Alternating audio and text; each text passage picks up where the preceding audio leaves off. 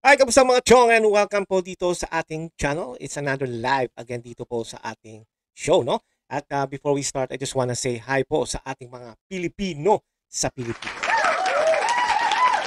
At syempre po, no? At sana po ay kayo ay nasa mabuting kalagayan. Natin alam again, no? Lagi natin sinasabi to na every time na lang, no? Na tayo ay mag-open dito sa ating channel ay ganyan. No? But anyway, ganun talaga at hindi natin alam kasi kung ano talaga ang kinalalagyan ng ating bayan at unfortunately that while the administration bangag ay nandiyan pa ay talagang wala. Kita niyo naman lately lang ay lumabas na from LA ang result kung paano namatay ang kanilang kasama, no? At ito ay dahil sa cocaine. No, kaya wala, talagang nakakahiya, no? Dahil tayong Pilipino ay yung mismong leader natin, no? Kasamang leader natin, pamilya ay iskandal, no? At well, syempre alam naman ng buong mundo na adik ang presidente. At syempre po ang masasabi na lang natin ay sana matapos itong kahihiyan nangyayari sa ating bansa. Okay? At syempre ang ating pong overseas Filipino workers, kamusta po kayo dyan? At sana po ay nasa mabuti kayong kalagayan at kayo po ay mag-iingat diyan, no? At katulad nga po natin ay alam natin na kayo po ay nalulungkot sa nangyayari sa ating bansang Pilipinas dahil po sa bangag na administrasyon ito at hindi natin alam kung kailan ito matatapos dahil nga sabi nga nila ay puro na lang tayo dakdak pero kulang po sa action, no? Hindi naman natin sinasabi na sana ay what do you call this ay mag-aklas na tayo. Pero ibig ko sabihin, kung talagang susundin natin ang Constitution talaga ng Pilipinas, especially ang nangyayari ngayon dito sa ating bayan, ay talagang kahit papaano ay makakahinga naman po tayo, no? Kasi ang mahirap kasi sa atin ay ultimong itong administration na to ay talagang ano ba tawag dito? Parang hindi na rin sinusunod ang ating Constitution sa ating bansa, no? Ang 1987 Constitution. Dahil sila mismo ang gumagawa ng katarataduhan at yung mga sila mismo sumisira sa mismong sila ang gumawa, di ba? Like the 1987 Constitution, di ba? At kitang-kita na naman natin in our own eyes na talagang hindi na nila sinusunod. Parang wala nang pakialam. Parang ang nangyayari kasi ngayon sa administration bangag ay talagang pinakikita nila na wala namang kumikilos, no? So tuloy lang ang katarantaduhan, kawalang-yalang natin sa Pilipino, no? At talagang yun ang nangyayari. Kasi kita niyo naman ilang iskandalo na at ilang involvement na ang nangyayari sa ating executive, no? Yung mga congressman, senator ko, minor pa lang 'yan, no? Pero talagang ika nga itong um, administration na to, itong gobyerno ito sa ngayon from 2022 to present, talagang napaka pangit. At napaka sama. Anyway, bago tayo magpatuloy, bigyan muna natin kayo ng isang good news, no? Ito pong si Vice President Sara Duterte ay talaga pong nakakatuwa, no? At dahil po lumabas na po ang result ng COA kung saan ay talagang masasabi natin na ano ba tawag dito? Teka nga. Yan. Na ito ay sinabi ng sulat ng COA from Commission Audit at sinabi nito na we are pleased to announce or to transmit the annual audit report on the Office of the OVP ay for the calendar of 2024 in compliance with Section 43 of Government Accounting Code of the Philippines. The attached report consists of the independent auditor's report, the audited financial statement, the observation and the corresponding recommendation which were discussed with concerned management official and staff and the status of implementation of prior year's audit recommendation. Ika nga ito yung lumalabas na wala namang problema talaga sa mga perang ginastos ng ating Vice President at ito ay nakarating talaga sa ating mga kababayan at ito ay sinerve, no? Sinerve niya kung ano yung dapat, ika nga ginamit niya ito para sa ikabubuti ng ating bayan from OVP. I'm not sure also kung ito ay tungkol din sa Department of Education kasi alam naman natin na ang ating pong Vice President ay ginagawa ng storya dahil po sa mga buwakan ng ilang mga buhayo na to. Siyempre, numero uno na dyan ang mga NPA, no, na hanggang ngayon nasa Congress at may nakalusot na naman na unfortunately ay number one pakulo. So hindi natin alam kung ito ba talaga ay nagnumero uno legally or talagang ginamit lang ng buto. Anyway, to Vice President Sara, congrats po sa inyo at least God is really doing His way na ipakita sa ating mga kapwa Pilipino, no, na ang ating pong OVP ay walang ginagawang masama when it comes to funds, no. Subok na yan no? Kung talagang ang katulad ng mga to si Vice President Sara ay corrupt, na katulad ni Bangag at saka ni Tambaloslos Romualdez, ay hindi ganyan ang mangyayari. It's gonna be opposite. Kasi kung corrupt si VP, hindi yan binabanatan ngayon ng mga congressmen, ng mga tuwadcom, at ng baka mamaya si Hontiveros ay best friend niya rin. Kasi nga, pare-pareho silang corrupt, pare-pareho silang walang hiya. Kaya kung talaga si OVP ay talagang hindi mabuting tao, ay hindi mauuwi sa ganitong klaseng sitwasyon. You have to remember that. Kasi po kung siya ay kasama pa rin ngayon ng bangag, ay talagang hanggang ngayon ay malamang tahimik lang yan, sarap buhay, tuloy ang kupit, kung halimbawa totoo. Yan, ganun lang kasimple yon. Pero kita-kita nyo naman kung ano, araw-araw halos ang pangalan Duterte ay lagi inilalagay. No? Minsan paulit-ulit na lang ang ginagawa ng mga hayop na walang utak na to, lalo yung mga troll na bayad ng bayan o ng pondo nyo, ay ganun lagi ginagamit ang paninira sa mga Duterte. Kasi nga, unstoppable na ang mga Duterte, lalo na to si OVP, no? Ay when it comes to 2028 election, when it comes to presidency, ay talagang siya palagi ang number one. No matter na pagsira-sirain natin ang kanyang pangalan, wala talaga. Kasi nga, it's the Filipinos who spoke, no? Hindi yung mga ilan-ilang lang sa Malacanang at sa mga Congress, no? At sa mga mangilan-ngilang mga NPA na nabubulok na, pero meron pa, no? Ika nga, may sumisibol na naman, no? Pero wala yan, at sooner or later mawawala rin ng mga hayop na yan, okay? Anyway, salamat sa iyo, Inday, at tuloy lang natin yan, at syempre please save the Philippines, okay? Alright, ang ating pong pag-uusapan ngayon is about itong si Eden Santos. Ayan po. Ito pong si Eden Santos ay ano ba tawag dito, ay nag-booking, no?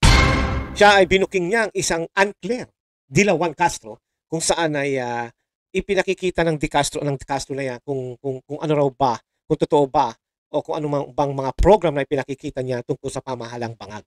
But the thing is, kung wala tong taong to, hindi malalaman talaga ng mga kapwa natin Pilipino, ating mga kababayan, kung ano talaga ang katotohanan. Although may mga, may mga nagko-comment sa kanya na kesyo ganyan daw ang mga kulto, siguro tinitira niya dahil daw Iglesia ni Cristo. Well, yung mga taong nagsasabi ng gano'n, yun yung mga taong walang utak. No? Yun yung mga Pilipinong sumasabay lang, at saka malamang mga pro-bangag, no? Kaya gano'n sila magsalita. I mean, alam mo, tayo kasi mga open-minded guys, no? If let's say Duterte did something wrong, at alam nating hindi na tama yung ginagawa ng ating Vice President Sara, ultimo tayo magsasalita. Pero itong mga troll, no, which is bayad, ay talagang you can tell. Kasi nga si Eden Santos nagbigay na nga ng true information. Sinasabi pa na, kasi kulto yan eh. Yan, ganyan ang mga kulto. Tapos idadamay pa, DDS yan. So, yan yung mga tipong tao. Kung makikita nyo sa Facebook yung mga ganyang tao, yung mga comment nila, you have to understand them because I think they have lack of abilities na kung ano talaga yung tama. Yan yung mga tipong tao na talagang walang alam. Kung ano lang nakikita nila sa trending, yun ang kanilang ginagawa at sinasabi at paulit-ulit at minomodify pa, kino-customize pa. So kaya huwag kayong masyadong magpadala. You have to search or research your own, di ba? Kaya nga tayo nandito nagre-react kasi nga marami akong nakita nag-comment dito tungkol kay Eden Santos. Hindi naman marami. Actually, ang mga ilang-ilang ay sila yung nagsasabi na ganyan talaga mga kulto, yung mga grupo, no? Mga bastos daw, di ba? Kaya itong mga tao sabing bastos, anong bastos sa sinabi ng tao ito kung sinabi mo lang naman yung katotohanan na yung mismong unspoken PCO, unspoken person, ay talagang nagsasabi ng hindi totoo. Di ba? Siguro naman, kilala nyo na yan kung sino yan. E di walang iba kundi ito, di ba? Yan taong yan, kita mo, tumaba na nga, no? Dati-dati, no, bago na hire yan, medyo, ano pa yan eh, ano ba tawag dito? Ay, medyo payat-payat pa eh. Pero ngayon, siguro, marami na kukuhang allowance, no? O mga, alam mo na, mga komisyon. Kaya nananaba na, at balita nga raw eh, panay pa raw pa. Huwag na natin Pero anyway, ito si Unclear Castro ay talagang kahit kailan, dilawan, sinungaling, at talagang walang kwentang tao. Well, ganyan naman talaga ang mga hinahay ng Malacanang. They need someone na talagang bobo, at saka yung mahinang ulo na sunod-sunura lang na parang aso. Kaya kinuha nila. Kasi kung matalino to si Claire Castro, hindi kukunin ng Malacanang yan, di ba? Kaya nga yata si Trixie pinalayas dahil pumapalag no? Siguro sasabi, teka, hindi ganyan. Lalo na, abogado rin si Trixie. So, nalaman nila itong si Castro ay bobo at mahina ang pag-unawa o ang pagkakaintindi sa bawat bagay. Kaya siguro sabi ng Malacanang, you're hired! Then, abogado to. Di ba? Pero, sa mga batas, parang kung ano lang isabihin ng Malacanang, she relay it. Di ba? Parang sinasabi niya na, ito sabihin mo, parang wala tong ka-idea na, teka sandali, mali yata to, no? Kasi lawyer din ako eh. Parang hindi yata tama eh. Parang mapapahiya at bayang Pilipinas. Pero para sa kanya, parang, basta may ganito, at makagante sa mga Duterte, gagawin niya. Kasi yan ang kinukuha ng Malacanang eh. Yung mga galit sa Duterte. Tignan niyo mabuti lahat na nasa executive ngayon. Lalo yung mga katulad na ganito. Tignan niyo mabuti. Hindi rin na kayo magtataka, baka mamaya si Trillanes nandiyan na rin. Which is kayo, alam naman natin, nakampi na nila. Si De Lima nga, di ba? But what I'm saying is, they need somebody, o many people na inis sa Duterte, para parang sila yung panggatong, no? Kasi parang nagliliyab na yung katarantado ng mga Marcoses, kailangan nila ng panggatong para matakpan ng konti. Di ba? Okay, here we go. Pakinggan natin itong sinabi ng hayop na to. Gusto ko nihingi po kayo ng mga pangalan ng barangay.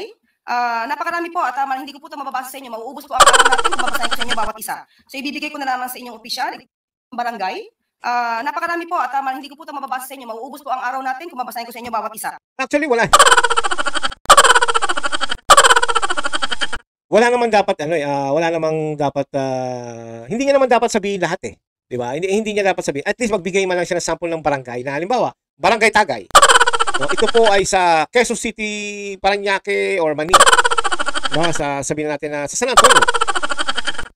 Kung talaga totoo yung sinasabi niya, magbibigay lang siya ng 1 to 3 example ng mga addresses ng barangay. In that way, kung halimbawa yung mga journalists o mga reporter pumunta ron, i-verify, di ba? Wala namang masama doon. Kung totoo naman talaga yung sinasabi nila, ba't ka maiilang? No? Ang ibig ko sabihin dito, yung sasabi niya, marami to at ukulang oras natin. Hindi naman kailangan sabihin ni Unspoken Castro na talagang sabihin niya isa-isa. So, dito pa lang, malalaman nyo na talaga bobo. Kasi nga, alam niyang hindi naman talaga uubra sa oras niya yung mga babanggitin niya nyo. Bakit niya sabihin na hindi tayo Sana sinabi niya, example po, Barangay Tagay sa Quezon City. Yan po, ito po, Barangay 201, blah, blah, blah, blah, blah, blah, di ba? Ganun lang yun. Kung gusto nyo mga journalists, after this, pumunta kayo, alamin nyo, kausapin nyo sa kapitan, in that way, ma-verify nyo ang aming sinabi. Yun ay kung totoo. Ang problema, hindi. Why? Dahil nga, ang dami niyang cheche-bureche na sinasabi. Okay? Here we go. So ibibigay ko na naman sa inyong opisyal, itong mga kopya. Nandito po, yung sasabi niyo mga barangay na nasasabi natin drug clear, drug free. So ibibigay ko po sa inyo ang summary dahil drug clear, drug free. You can tell yung pagbumukha ng abogadang ito ay hindi talaga dedicated sa sinasabi niya. Or siguro binigay lang sa kanya. O yan, basahin mo na yan kasi bobo ka naman. Kaya, it's really funny, no? Dahil merong, talaga, Malacanang, adik ang presidente. Siyempre, kukuha sila ng mga gapak sa ulo. Alam naman kumuha sila ng mas matalino, di yari sila. Ito, tama, no? Ako, I believe what VP Sara said, bobo lang o talagang tanga. Pareho din yata. Ngayon lamang po binigay sa atin ng PIDEA. At iba mga pangalan po ng barangay ay ibibigay ko rin po sa inyo pero hindi ko po lahat masasabi. Meron dito pong Maghipid sa Lope de Vega, sinabi na pala. San Jose, Barangay San Jose, sa Municipality ng Lope de Vega, Northern Samar. Jebonawan. Lope de Vega. Mautak dito. Ang dami sasabihin, ang lalayo pa yun. Pero alam mo kung talagang kung gusto malaman talaga ng mga journalists o kung pwede na puntahan yung barangay na yun para patunayan. Or maybe i-google nila yung barangay na yun, baka may cellphone number ng kapitan. Pwede. Well, unless bayad din ang kapitan doon. No? Kaya pwede sabihin siguro ng mga nag-organize, kahit hindi totoo, sabihin mo totoo ha. Ito, 10,000. I mean, I'm sorry.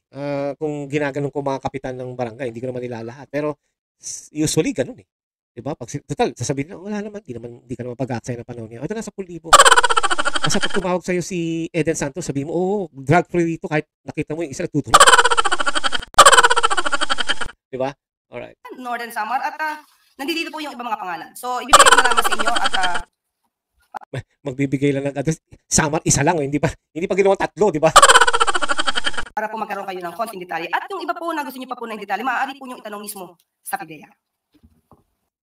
Tawang demonyo yung puto. Okay. Anyway, ito naman si Miss Eden Santos, no? Katulad nga na sinabi natin kanina na siya po ay nagsabi naman o nagbigay ng totoong detalye, no? At mapapanood nyo, although alam naman natin ulit na kayo ay napanood nyo na ito at tayo lang again ay nagre-reaction dito. Okay? Panoorin po natin si Eden Santos, no? Kung saan sinabi niya yung katotohanan. Inilabas na ngayon ng Malacanang ang listahan ng mga drug-cleared barangay sa Pilipinas. Pero Tama nga ba ang dakos na ibinigay ng Presidential Communications Office o PCO? Report mula kay Eden Santos. Patay na! At nandito po yung ibang mga pangalan.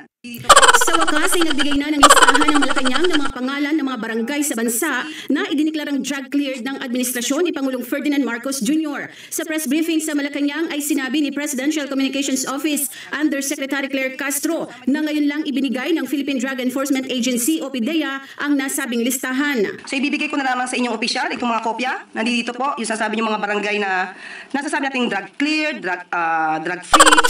Hawak na natin ngayon yung listahan ng mga pangalan. Hindi niyo napansin itong style ni Eden Santos. Kung matatandaan nyo na nung in-interview si Bangag ng isang Australian newscaster or journalist or anchor woman, remember that? Siya yung tipong, ano ba tawag dito? Yung in-interview noon si Bangag, no? At nung nabubuking na siya sa mga tanong at hindi niya na masagot, di ba? May issue yan eh, no? Pero ibig sabihin, ganyan ang style, di ba? Yan ang TV, yung monitor, tapos nagpasalta. So, same thing, di ba? Parang kung anong ginawa ng Bangag, ito pa rin ang ginagawa ngayon. Anyway, tuloy natin.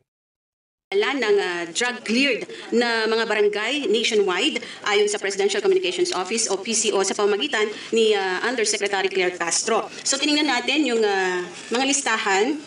Walang nakalagay kung kailan nagsimula na na-cleared yung barangay sa illegal na droga. Nakalagay lamang ay as of June 2025. Usually yung mga ganyan details talagang dapat kompleto kasi ipapakita mo yan sa Pilipino eh. No? And as a spokesperson at saka from Malacanang executive, kinakailangan talaga lahat verified and kompleto. No? Eh, kung makikita nyo sa listahan na yan, di ba? Parang wala lang eh. Parang nag-report ka lang ng natin. It's like, parang nagpakita ka lang ng numero. Kasi, ang iniisip ng Malacanang, no? Hindi pinakikilam ng Pilipino ang mga numero. Di ba? Ang ginagawa kasi ng Malacanang, talagang hanggang ngayon, ginagawa nila tanga ang Pilipino. So, parang akala nila hindi marunong mag-analyze ang mga Pilipino. Eh, yan ang trato talaga ng Malacanang eh.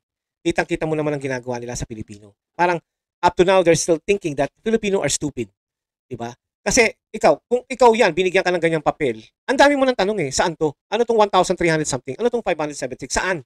O nakalagay La Union. Nakalagay Pangasinan. Saan Pangasinan? Diba? La Union. Saan sa La Union? O, nakalagay percentage lang. 83 point something. Saan? Paano?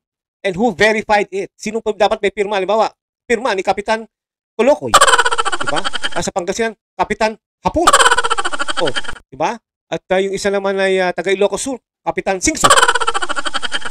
So these papers, kung sa abogado mo pinasa yan, no, nakakataka rin ako, abogado rin naman si Claire Castro. Hindi man lang siya nagsabi, teka muna, what are these? No? So para kay Claire Castro, may masabi lang siya. Lalo na siguro, naiinis na siya kay Eden Santos kasi nga, parati siyang nabaka. No? Kaya kailangan magpakita siya ng kahit ng konti. Eh dito, binuking siya ni Eden. Akala siguro nila, itong si Eden, nakukuha na lang sa sindakan. Ayan, tuloy-tuloy. Panoorin natin. Mga bilang lamang po ng mga barangay yung nandito at wala yung mga pangalan ng mga barangay na ating ang naitanong dun sa previous briefing. Nung tingnan natin ay halos kalahati nito, kaya pala siya makapal habang pinapakita niya kanina sa briefing, kalahati po nitong mga to ay mga blankong papel. Sa July 3, 2025 press briefing. Pero ba yan? Kaya alam mo sayang eh. Alam mo Castro, no? Kung mapapanood ng mga supporter mong bugok, no? Isabihin mo kay Castro, sana yung papel pinabigay na lang sa mga estudyante pang print. Diba? Binigyan mo ng blanco yung mga journalist, eh hirap na nga yung mga sa public school ng mga papel na ganyan. Pambihira itong tao to. Instead na nakapagtipid ka, pinamigay mo lang sa estudyante sana, eh di sana nakinabang pa. Sana at least papaano may nagawang Bangag. Pambihira to. Briefing ay ipinagmalaki ni Castro na nasa 4,027 barangays na ang cleared sa illegal na droga. Mula July 1, 2022 hanggang May 31, 2025. Ang tatutuan? Ano? Proud na proud ka, no? Pero halak kasi gumalingan naman. Umabot na sa 4,027 barangays ang naideklarang cleared sa illegal drugs. Ito ay sa ilalim ng Barangay Drug Clearing Program. Pero taliwas ito sa bilang ng mga barangay na nakalagay sa ibinigay na kopya ni Castro mula sa PDEA. Sa datos ng PDEA as of June 2025, nasa 25,061 barangays ang drug cleared sa buong bansa. There you go. Bukod pa ito sa mga barangay na idineklarang drug-free ng PDEA. Napakarami po at hindi ko po ito mababasa sa inyo. Mauubos po ang araw natin kung mabasahin ko sa inyo bawat isa. Ang tanong, saan kinuha ng PCO ang listahan ng 4,027 barangays sa Mars na cleared? o sa Pluto? Eden Santos para sa Mata ng Agila. Matatag, matapang, matapang. Yun, gusto ko lang i-clarify yung sinabi ni Claret, no? Ni Ann Claire Castro. No? Sabi ni Ann Claire Castro 4,000 plus, no? May exacto number siya, no? Which is if you're going to compute it to percentage, 10% lang. Diba? Kasi nung panahon ni Tatay Digong, no? Nung last 22, naka 26,000 plus. Si Tatay Digong na naging barangay free ang Pilipinas. Barangay, yung barangay drug free, 26,000. Diba? Pero itong 4,000 ni Bangag, hindi mo pa nga alam kung totoong 4,000 talaga ay talagang pinagmamalaki. Kita mo naman kung paano magsalita si Castro. So dito pa lang you can tell na it's all false, no? It's yung sinasabi niyang galit sila sa fake news, sila pala ang mahalang fake news. No? Kaya sa akin, yung 26,000 na nagawa ni Tatay Digong noon, no? Kung saan it's almost 76% of the 42,000 ng barangay. Imagine that, mga chong. 'Di ba? Napakalaki nun. And I don't know how many years bago nagawa yun ni Tatay Digong, but at least he got the 76%. Kung nagkataon sana hindi adik ang bangag na presidente natin, kung siya ay talagang patulad o hindi na katulad ni Tatay Digong, halimbawa na lang ay siya ay palaban din na ayaw niyo sa mga drugs, baka yung 76% na iniwan ni Tatay Digong, 100% na ngayon. Eh, ang problema, yung mismong presidente, siya mismo sumisingot di ba? Kaya wala, talagang instead na pa-forward ang Pilipinas, ay talagang, I think, pa-stop ang Pilipinas ngayon, hindi pa balik. Stop, no?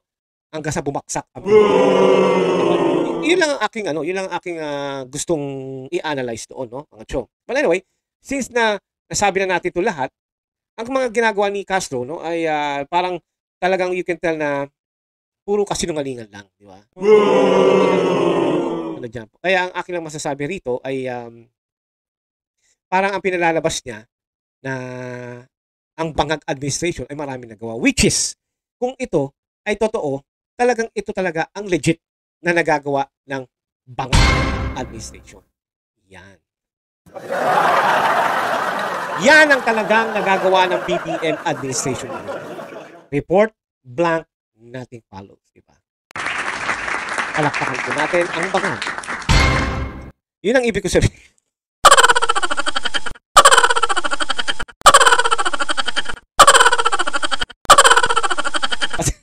Natatawa kasi ako, mga chong. Talagang pagka nagsalita si Castro, talagang, oh yeah, yeah. Pero look, ito ang talagang accomplishment ng isang BBM administration.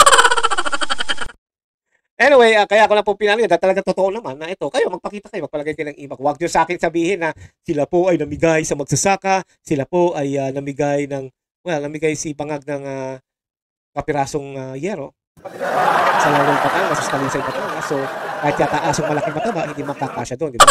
Kaya, I don't know, is that a point also for the Bangag administration? But anyway, alam naman ng Pilipino, no? Lalo na yung mga taong nag-iisip. Kasi mangilan-ngilan lang naman yung mga walang isip, no? At lalo na yung mga troll, yung mga bayad ni Bangag.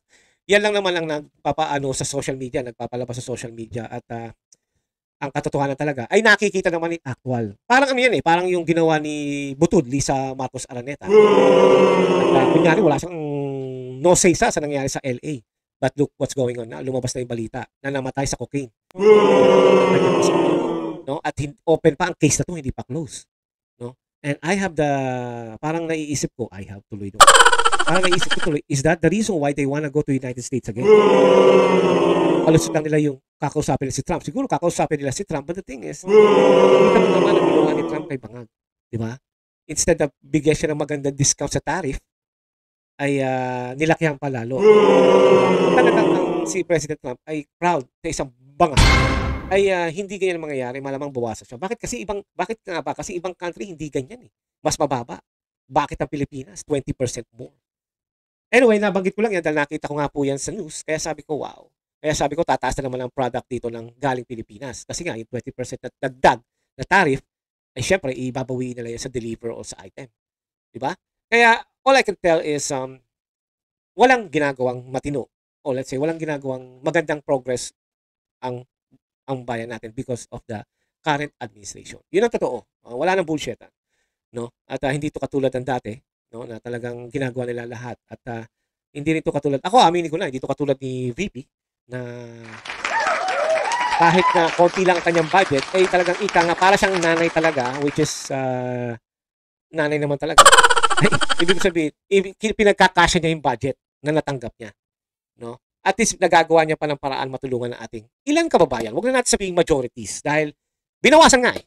No, ginawa nilang gago ang Office of the Vice President. Kasi nga, mga demonyo ang nasa Congress, no, dahil hawak ni Tamba. Na sana nga, wag na yan ang maging speaker. But who knows? Pera-pera na lang kasi sa Congress eh. Kung may pera may bibigay sa'yo, ikaw ang iboboto kahit ayaw sa'yo. Yun naman talaga eh.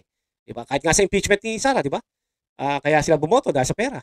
Pending pa yung project mo. Illegal yun. Illegal yun. Diba? But anyway, yun lang po. At sana po ay nagustuhan nyo ang ating topic ngayon. At sana po ay nabigyan ko kayo ng at least kahit pa paanong idea kung ano ba talaga ang nasa likod dito. Okay? Already, hanggang dito lang po. At syempre, magkikita tayo po muli. And just like Vice President Sara said, mahalin po natin ang Pilipinas. Sabi niya, syukran.